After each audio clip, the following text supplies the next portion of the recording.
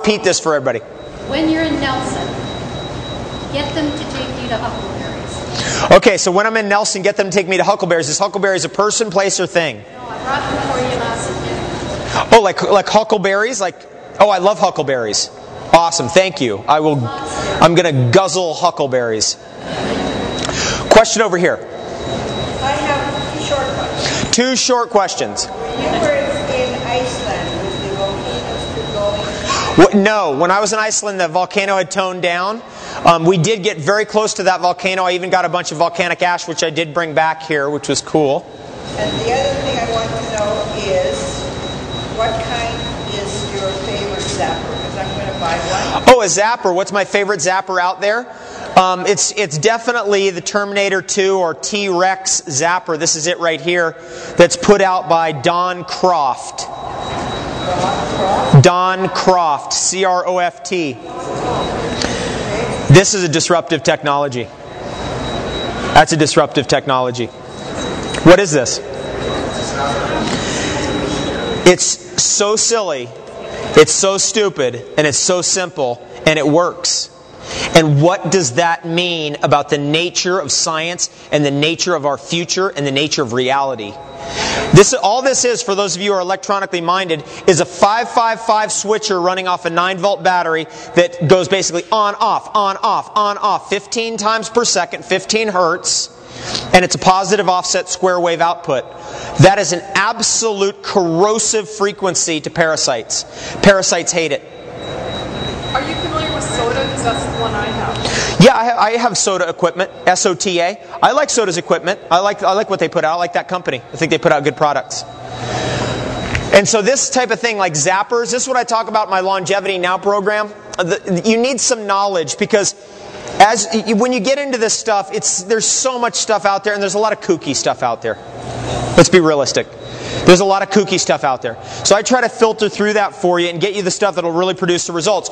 Here's what you can try. You have a sore, you have a pain, you have a thing that's been going on for a while. Boom, put it right on it. Take duct tape and just strap it onto it. And you'll be surprised what will happen within 5 minutes. Any infection, any sore, anything, you try it. Experientially, see what happens.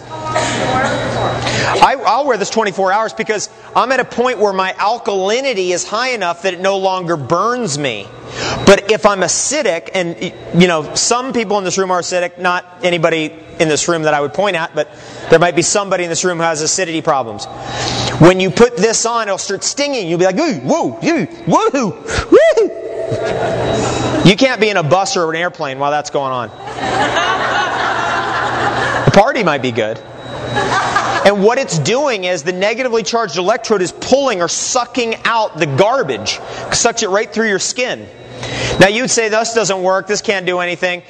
You try it. Because see, over the years, I know it works. Because I've had so many people over the years it got rid of this wart fell off in 4 weeks, this happened, I got rid of this long-standing infection, I put it right where you said, right there, under my belly button. I eliminated a benign cyst out of my vagina on the 2nd day. Right? How could something so stupid, a 555 switcher you could buy at Radio Shack on a 9-volt battery, do anything? And the answer to that question is because our whole theory of reality is really out of whack. That's why our whole world's in trouble. That's why our whole world's in trouble.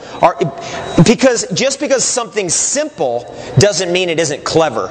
And if we're going to produce solutions for the whole world, not just our little Western world, but the whole world, we could literally mass manufacture these out of hemp plastic for the whole world, 1 billion units, 7 billion units, for pennies.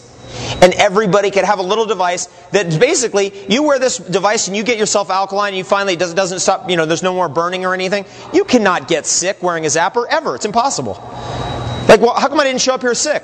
I went to bed at midnight, got up at 2, drove all the way from there to Toronto. From Toronto, flew out here, got here this morning, went over to Tanya's place at journeyofhealth.net.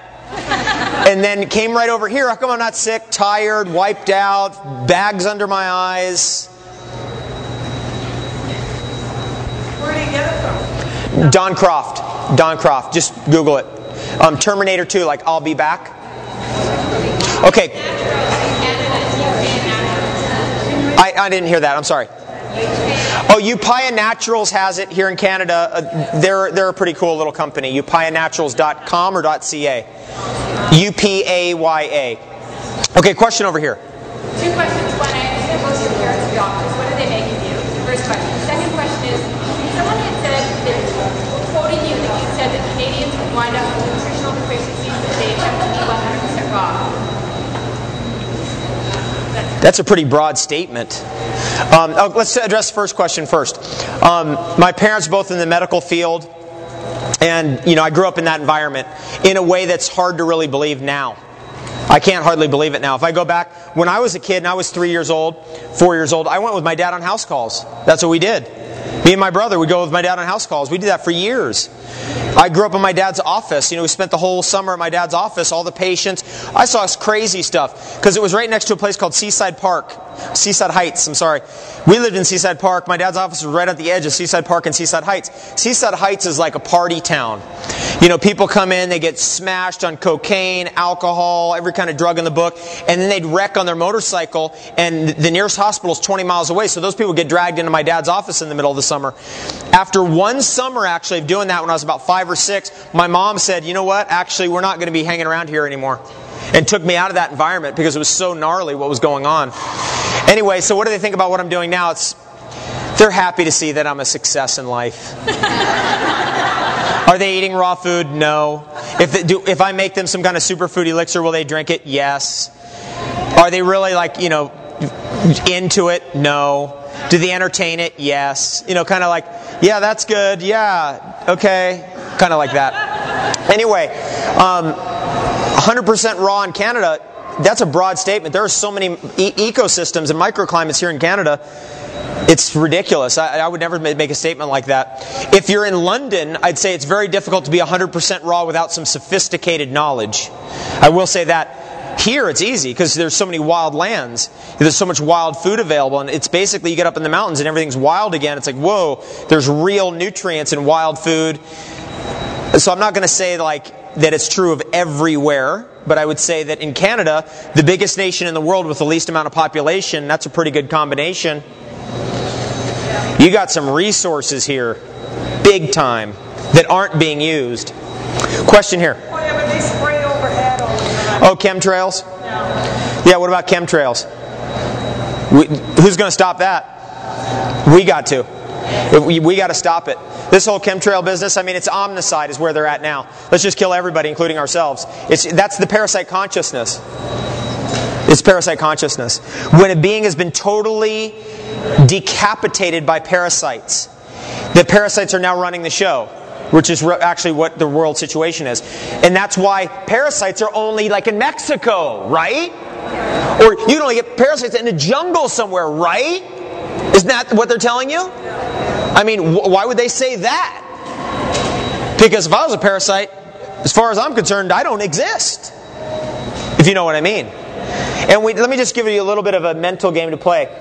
Candida can control your appetite for sugar, therefore it can control your mind and your behavior. It doesn't take a genius to figure out how far parasites can really go, because Candida is a mild parasite compared to what's out there, if you're really paying attention to that. So just something to think about. Okay, question over here. The book Earthing? Yes.